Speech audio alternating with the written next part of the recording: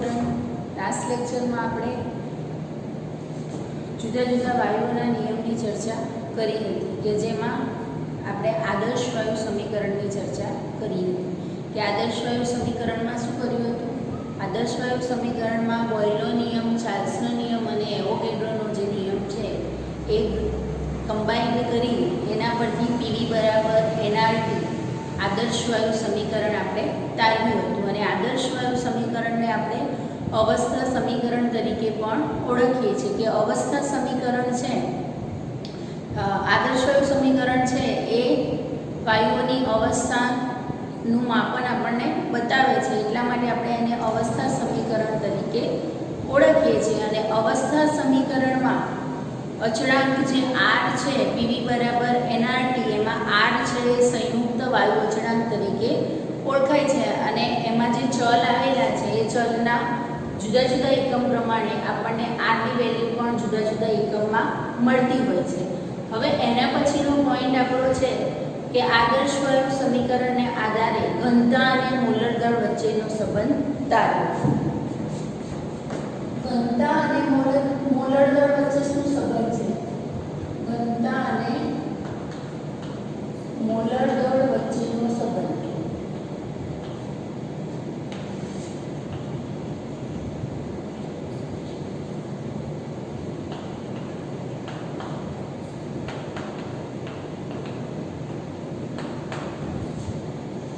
આદર્શ વાયુ સમીકરણ આપણું શું હતું કે આદર્શ વાયુ સમીકરણ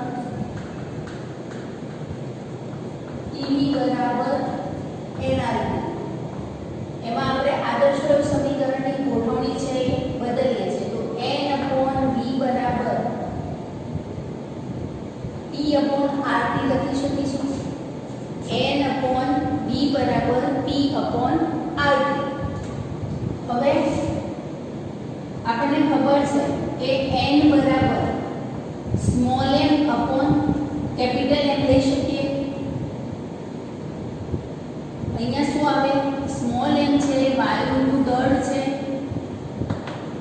અને કેપિટલ M છે વાયુનું આણ્વીય દળ અથવા તો એનું મોલર દળ તરીકે આપણે લેતા હોઈએ છીએ. હવે n આવું લખી શકું કે n/v બરાબર p/RT માં n બરાબર શું લઈશું? Small m upon capital M p/RT. હવે capital M upon v into 1/m p/RT.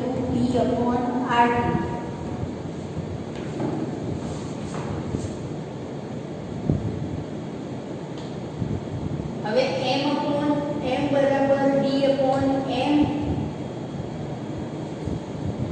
d/capital M p/RT. હવે કેપિટલ M ને કરતા બનાવીશું આપણે તો શું આવશે? dRT/m. અહીંયા સ્મોલ m અપોન v શું લીધું? d. ઘનતા બરાબર દળ ભાગ્યા કદ. કેપિટલ M ને કરતા બનાવું તો આવું લખાય m ચલે છે d. કેમ? તો RT/p છે એ અચળ છે કારણ કે આપણે આદર્શ વાયુ સમીકરણ છે એ તાપમાન અને દબાણની અચળ પરિસ્થિતિમાં લીધેલું છે અને r છે એ સંયુક્ત વાયુ અચળાંક અચળ લેવાય. તો આવું લખી શકીએ કે m/d બરાબર અચળ અથવા તો m ચલે છે d. તો આ શું થઈ ગયું? આણ્વીય દળ અને ઘનતા વચ્ચેનો સંબંધ અથવા તો મોલર દળ અને ઘનતા વચ્ચેનો સંબંધ કે આણ્વીય દળ છે એ ઘનતાના સમપ્રમાણમાં હોય છે. ત્યારે દબાણ અને તાપમાનની અચળ પરિસ્થિતિમાં આણ્વીય દળ છે એ ઘનતાના સમપ્રમાણમાં હોય. ક્લિયર? કે આણ્વીય દળ અને ઘનતા વચ્ચેનો સંબંધ કેવો છે? સમપ્રમાણનો સંબંધ છે. શું કર્યું? Pv બરાબર nRT ની ગોઠવણી બદલી n/d બરાબર p/RT.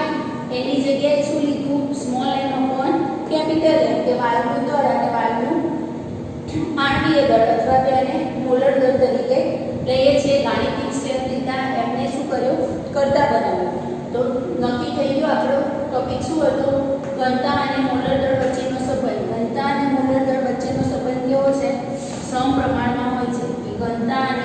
દળ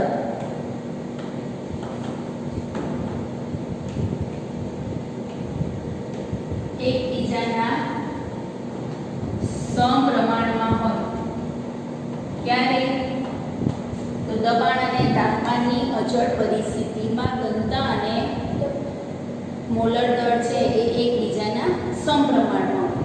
હવે આના પછીનો આપણો નિયમ છે ડાલ્ટનનો આંશિક દબાણનો નિયમ. પહેલા તો આંશિક દબાણ શું છે એની ચર્ચા કરીશું, પછી આગળ ડાલ્ટનના નિયમની ચર્ચા કરીશું.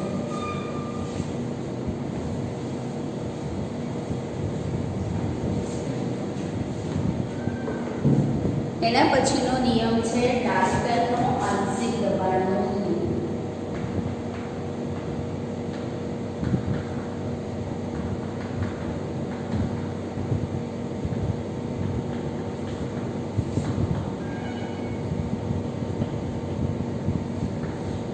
હવે આંશિક દબાણ એટલે શું? તો કોઈ પણ પાત્ર છે એમાં વાયુ ભરેલો છે તો એ વાયુ દ્વારા પાત્રની દિવાલો પર જે દબાણ લાગતું હોય છે એને શું કહી શકીએ આપણે? વાયુનું આંશિક દબાણ. એટલે કે વાયુ દ્વારા પર્ટિક્યુલર જે દબાણ લાગે છે એને શું કહેવાય? વાયુનું આંશિક દબાણ. આપણે છે ડાલ્ટનનો આંશિક દબાણનો નિયમ ભણવાનો છે.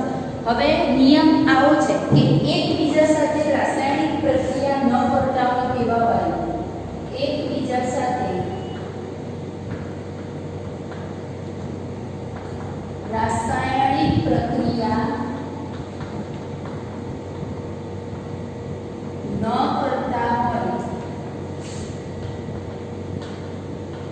તેવા વાયુના પાત્રનું કુલ દબાણ વાયુના આંશિક દબાણના સરવાળા જેટલું હોય છે.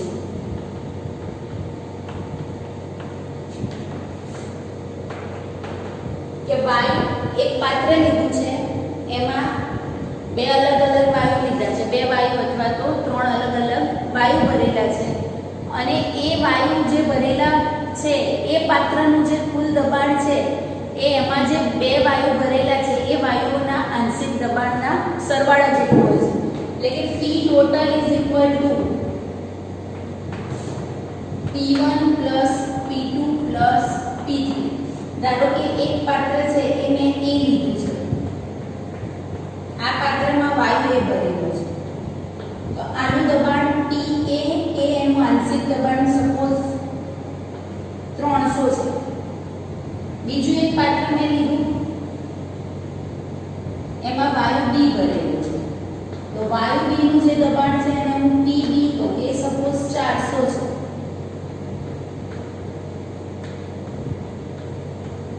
હવે હું એક ત્રીજું પાત્ર છે લઈ લઉં છું. બધા જ પાત્રનું પદ કેવું લીધું છે? સરખું લીધું છે. તો અહીંયા વાયુ A પ્લસ વાયુ B ભરેલા છે, વાયુ A અને વાયુ B ભર્યા છે. તો આ જે પાત્રનું જે દબાણ છે P ટોટલ છે એ કેટલું થશે? 300 વત્તા 400 બરાબર 700 થશે. એટલે કે આ પાત્ર જે છે એમાં વાયુ A દ્વારા જે દબાણ લાગે છે એ અને વાયુ B દ્વારા જે દબાણ લાગે છે એ બંનેનું કમ્બાઈન્ડ દબાણ છે એ પાત્રનું કુલ દબાણ આપણને મળશે.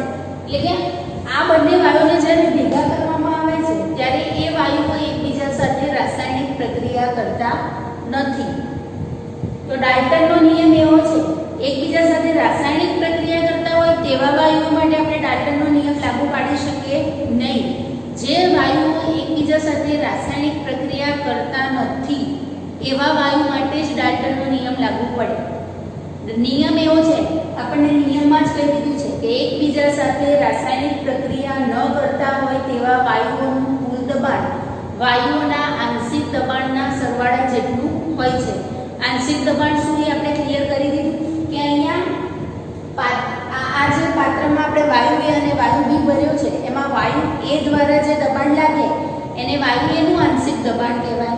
વાયુ B દ્વારા જે દબાણ લાગે છે એને વાયુ B નું આંશિક દબાણ કહેવાય. મતલબ કે પાત્રમાં વાયુ દ્વારા લાગતું જે દબાણ છે એને શું કહેવાય, જે તે વાયુનું આંશિક દબાણ તરીકે આપણે ઓળખી શકીએ છીએ. તો ડાલ્ટનનો નિયમ ક્લિયર કે એકબીજા સાથે રાસાયણિક પ્રક્રિયા કરતા નથી તેવા વાયુઓનું કુલ દબાણ છે એ જે વાયુ ભરેલા છે એ વાયુઓના આંશિક દબાણના સરવાળા જેટલું હોય છે. હવે ધારો કે કોઈ પાત્ર લીધું આપણે, એ ધારો કે પાત્રનું કદ છે એ V છે, પાત્રનું કદ V કોમન લઈ લીધું છે અને એ પાત્રમાં વાયુ 1 ભરેલો છે, વાયુ 2 લીધો છે અને વાયુ 3 અલગ અલગ લીધેલા છે. હવે વાયુ A છે એનું દબાણ છે, સોરી વાયુ 1 છે એનું દબાણ આપણે P1 લઈશું, એના મોલ છે એ આપણને શું મળશે, N1. એ જ રીતે વાયુ 2 નું આંશિક દબાણ છે, અહીંયા આપણે આંશિક દબાણ શબ્દ વાપરીશું કારણ કે વાયુ દ્વારા અલગ અલગ લાગે છે. વાયુ 2 નું આંશિક દબાણ છે P2 છે, વાયુ 2 ના મોલ છે એ N2 છે. વાયુ 3 નું આંશિક દબાણ છે એ P3 લઈએ આપણે અને વાયુ 3 ના મોલ છે એ N3 લઈએ. હવે અહીંયા આદર્શ વાયુ સમીકરણ લગાડીશું તો તાપમાન તો બધાનું કેવું લીધું છે, આપણે કોમન લીધું છે. કદ પણ કેવું થઈ ગયું છે, બધા વાયુઓ માટે કદ V છે અચળ છે, સરખું છે. તો વાયુ 1 માટે E1 બરાબર N1 RT/V લઈ શકાય. આંશિક દબાણ લઈએ તો P1 બરાબર N1 RT/V. વાયુ 2 માટે P2 બરાબર N2 RT/V અને વાયુ 3 માટે P3 બરાબર N3 RT/V. કદ બધાનું કેવું છે, સરખું છે. હવે આ જે કિંમત છે એ આપણે ડાલ્ટનના નિયમમાં મૂકીએ તો P ટોટલ બરાબર P1 P2 P3. તો P1 શું લઈશું આપણે, N1 RT/V. P2 બરાબર N2 RT/V અને N3 RT/V. P3 બરાબર RT/V છે એ બધામાં કેવા છે, કોમન લઈ શકીએ આપણે તો N1 N2 N3 વાયુના મોલ છે. હવે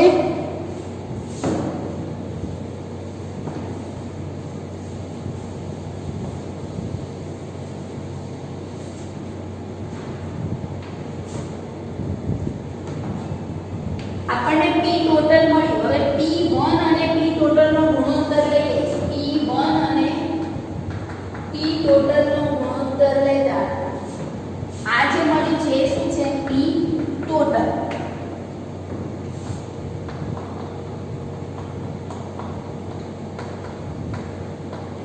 તો આવું થશે P1/T total is equal to P1 બરાબર શું છે, N1 RT/V અને P total બરાબર N1 N2 N3 RT/V.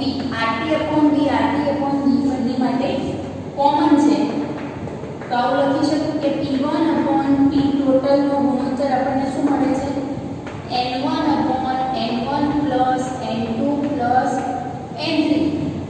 પણ આપણને ખબર છે કે N1/N1 N2 N3 બરાબર x1 લઈ શકીએ, મોલ અંશ લઈ શકીએ છીએ આપણે કે વાયુના મોલ ભાગ્યા કુલ મોલ બરાબર મોલ અંશ થાય. ચેપ્ટર 1 માં આપણે શીખી ગયા છે. તો અહીંયા આવું લઈ શકું કે P1/P total is equal to x1. તો P1 બરાબર x1 into P total. આ શેના માટે થયું, વાયુ 1 માટે. આ જ રીતે વાયુ 2 માટે P2 બરાબર x2 P total લખાય. વાયુ 3 માટે આપણે શું લખીશું,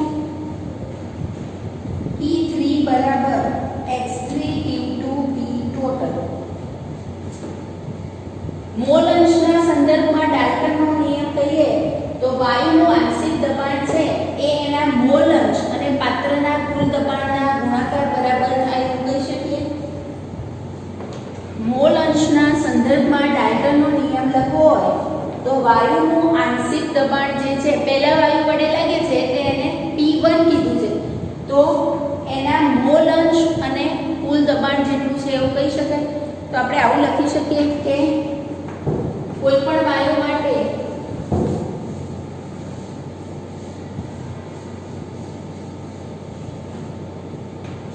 કે વાયુ I લઈ લઈએ આપણે, તો વાયુ I માટે Pi is equal to xi into T total.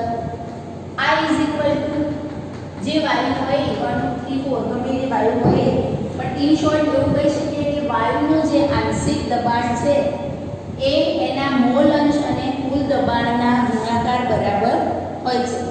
ડાલ્ટનનો નિયમ શું છે કે એકબીજા સાથે રાસાયણિક પ્રક્રિયા ન કરતા હોય તેવા વાયુઓનું કુલ દબાણ છે એ વાયુના આંશિક દબાણના સરવાળા જેટલું હોય છે. ક્લિયર હતું કે ડાલ્ટનનો આંશિક દબાણનો નિયમ શું કહે છે? તો એક પાત્રમાં 2-3 વાયુ ભરેલા છે, એ વાયુઓ એકબીજા સાથે રાસાયણિક પ્રક્રિયા કરતા નથી, પણ વાયુઓના જે આંશિક દબાણ છે, પાત્રનું કુલ દબાણ છે એ વાયુઓના આંશિક દબાણના સરવાળા જેટલું હોય છે. અને મોલ અંશના સંદર્ભમાં ડાલ્ટનનો આંશિક દબાણનો નિયમ જોઈએ તો વાયુનું જે આંશિક દબાણ છે એ વાયુના મોલ અંશ અને કુલ દબાણના ગુણાકાર જેટલું હોય છે. ક્લિયર એટલું? હવે એના પછી આવશે, આપણા સિલેબસમાં નથી પણ કરાવું છું કે નીટમાં અને JEE-માં MCQ સોલ્વ કરવા માટે ગ્રેહામનો વાયુ પ્રસરણનો નિયમ કે જે જૂના સિલેબસમાં તમને આપેલો હતો પણ નવો સિલેબસ આવ્યો છે એમાં ગ્રેહામનો વાયુ પ્રસરણનો નિયમ આપેલો નથી, બટ એના આધારે જે MCQ સોલ્વ થતા હોય છે એમાં આપણે એનો ઉપયોગ કરવાનો હોય છે, એટલા માટે આપણે એની પણ અહીંયા ચર્ચા કરી લઈએ છીએ કે ગ્રેહામનો વાયુ પ્રસરણનો નિયમ.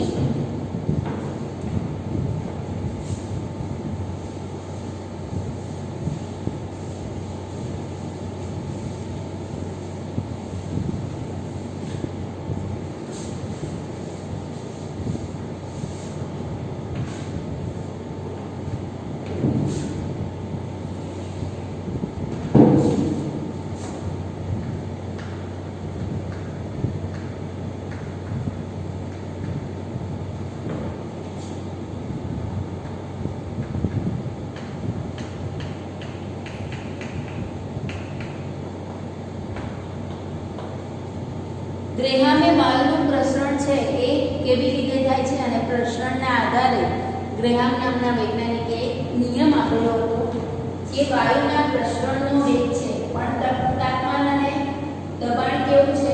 સરખું છે, કે સમાન તાપમાન અને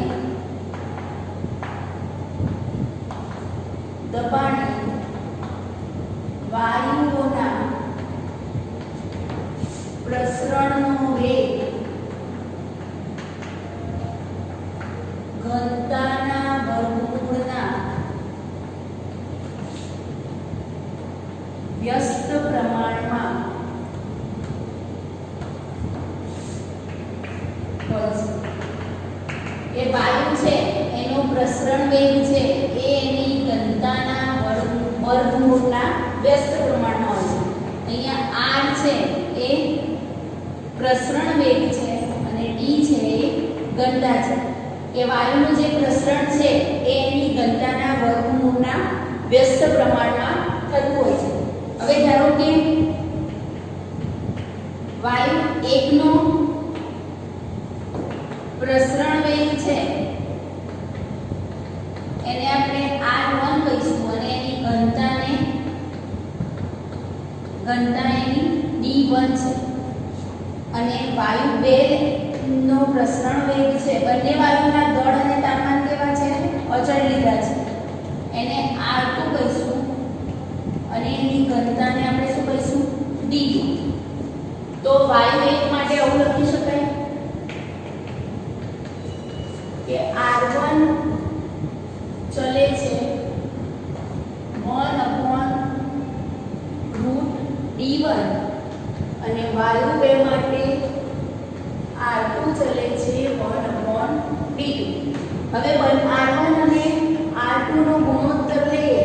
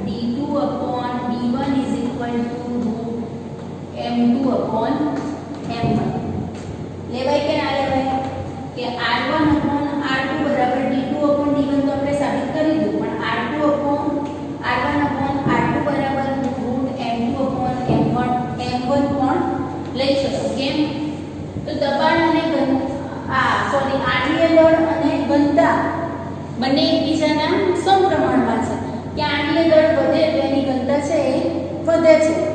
ક્લિયર? હવે એના પછી ફિઝિક્સમાં જઈએ કે ફિઝિક્સમાં આપણે લખીએ છીએ કે વેગ બરાબર અંતર ભાગ્યા સમય લઈએ છીએ. તો r બરાબર v upon t લઈશું. અહીંયા v છે એ શું છે? જે તે વાયુ છે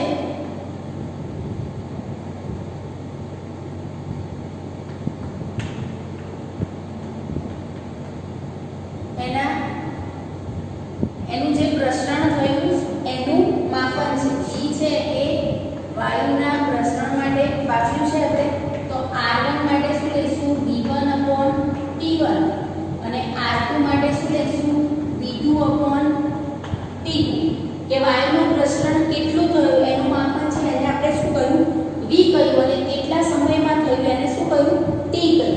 તો r1 upon r2 is equal to આવું લખાય v1 upon t1 v2 upon t2 is equal to v1 into t2 upon v2 into t1 r1 upon r2 બરાબર આવું લખી શકાય કે ના લખી શકાય? મેથ્સ આવડતું હશે તો ખબર પડી ગઈ હશે. હવે અહીંયા જો v1 બરાબર v2 હોય એટલે કે બંને વાયુનું કદ છે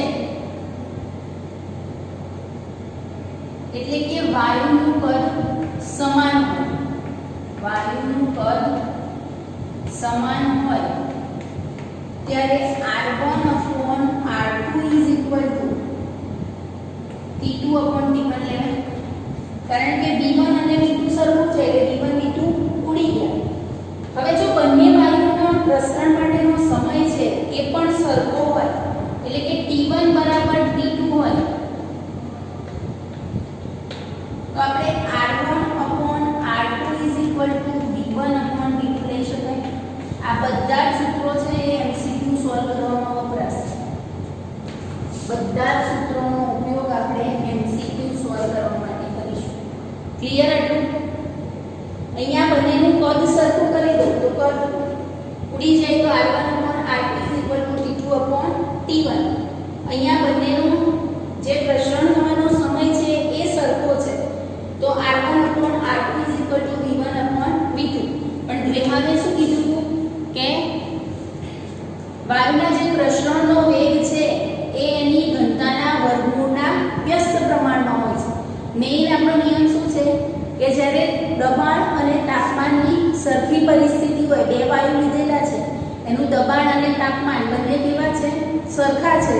દબાણ અને તાપમાન સરખા હશે ત્યારે વાયુનું જે પ્રસરણ છે એ એનો જે વેગ છે એ એની ઘનતાના વર્ગમૂળના વ્યસ્ત પ્રમાણમાં હશે.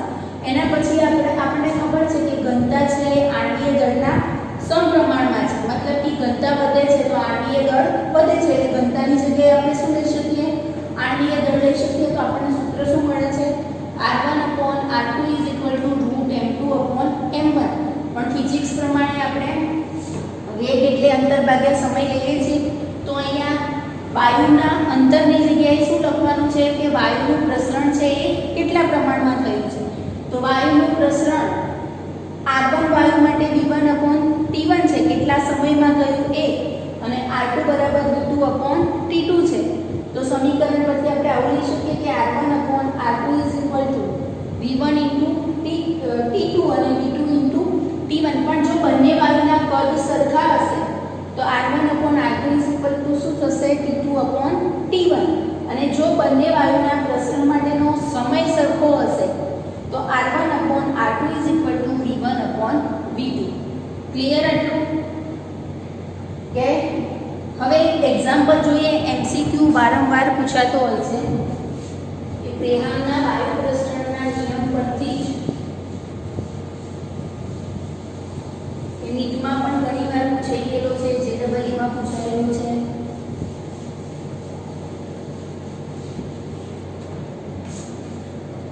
તો ધારો કે આપણે પાઇપ લીધો છે,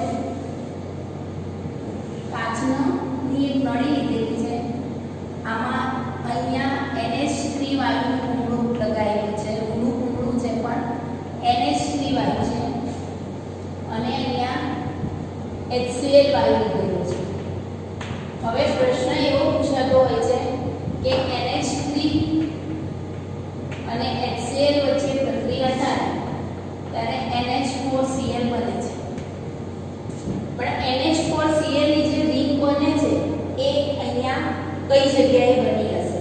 તો આપણે એક વસ્તુ તો નક્કી કરી દીધી કે જેનું આંટીય દળ ઓછું હશે એના પ્રસરણનો વેગ કેવો હશે? વધારે હશે, અને જેનું આણ્વીય દળ વધારે હશે એના પ્રસરણનો વેગ કેવો હશે? ઓછો હશે. તો હવે NH3 વાયુ છે એનું આણ્વીય દળ છે એ 14 ને 3 17 થાય અને આનું 36.5 થાય. મતલબ કે HCl વાયુ છે એ ધીરે ધીરે આગળ વધતો હશે અને NH3 વાયુ છે એની આગળ વધવાની સ્પીડ કેવી હશે? વધારે હશે. તો આપણને જે NH4Cl ની રિંગ મળે છે એ ક્યાં મળશે? NH3 ની નજીક. કેમ? સોરી, HCl ની નજીક મળશે. કેમ? આ તો પ્રસરણ પામતો ફટાફટ આવી ગયો હશે અને આ છે એનું પ્રસરણ ધીરે ધીરે થતું હશે. તો NH4Cl ની જે રિંગ છે એ HCl ની નજીક મળે. કેમ? તો આપણે હમણાં શીખી ગયા કે R1 ચલે છે 1/√d, પણ આપણે આવું લખી શકીએ R1 ચલે છે 1/√m. તો જેનું આંટીય દળ ઓછું એના પ્રસરણનો વેગ વધારે અને જેનું આંટીય દળ વધારે એના પ્રસરણનો વેગ ઓછો. તો આપણને ખબર છે કે આનું આંટીય દળ 17 છે અને આનું આંટીય દળ 36 છે. મતલબ કે આ છે ફટાફટ ચાલતો હશે. નોર્મલી રૂટીનમાં આપણે રિયલ લાઈફમાં બી જોઈએ તો જેનું વજન ઓછું હોય ફટાફટ ચાલી શકે, જેનું વધારે છે ધીમી સ્પીડથી ચાલશે. તો આનું આંટીય દળ છે એ ઓછું છે એટલે આ ફાસ્ટ ચાલે છે, આનું આંટીય દળ વધારે છે એટલે આ ધીરે ચાલે છે. એટલે રિંગ છે આ ધીરે ધીરે અહીંયા આવશે અને આ ફટાફટ અહીંયા આવશે અને અહીંયા NH4Cl ની રિંગ આપણને મળતી હોય છે. MCQ માં પૂછાતું હોય છે વારે ઘડીએ. ક્લિયર? ઓકે. હવે આના પછીના નેક્સ્ટ લેક્ચરમાં આપણે આ જેટલા પણ વાયુના સમીકરણ વાયુના નિયમો જોયા એ નિયમોને આધારે આપણે આ ચેપ્ટરમાં સમ કરવાના છે. પણ બધા જ વાયુના નિયમો છે એક વખત હું શોર્ટમાં લખીને બતાવી દઉં છું.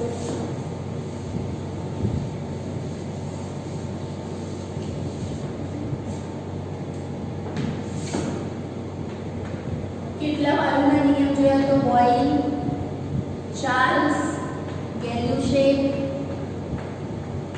એવોગેડ્રોનો નિયમ,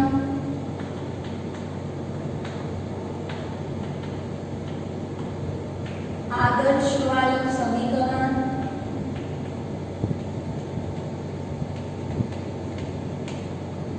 ડાલ્ટનનો આંશિક દબાણનો નિયમ,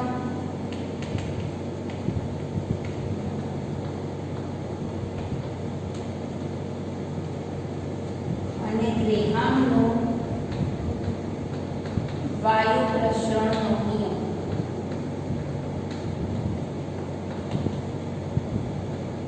ડાલ્ટન બોયલનો નિયમ શું હતો? P ચલે છે 1/v. શું અચળ હોય છે? T અચળ. ચાર્લ્સના નિયમમાં V ચલે છે E. E શું હોય છે?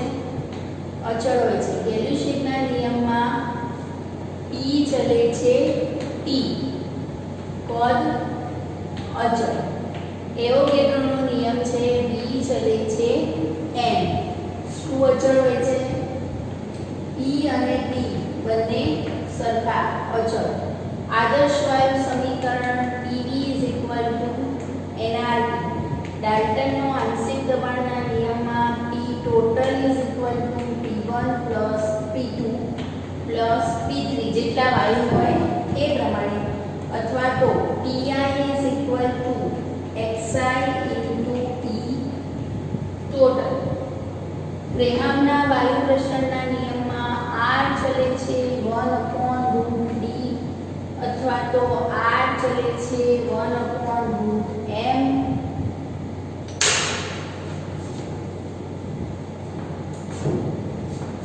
R1/R2 √d2/d1 અથવા તો R1/R2 √m2/m1. R1/R2 equal to V1 upon V2 અથવા તો R1 upon R2 is equal to T2 upon T1. આટલા સૂત્રો આપણે યાદ રાખવાના છે. ઓકે, નેક્સ્ટ ટાઈમ આપણે દાખલા કરીશું. ઓકે.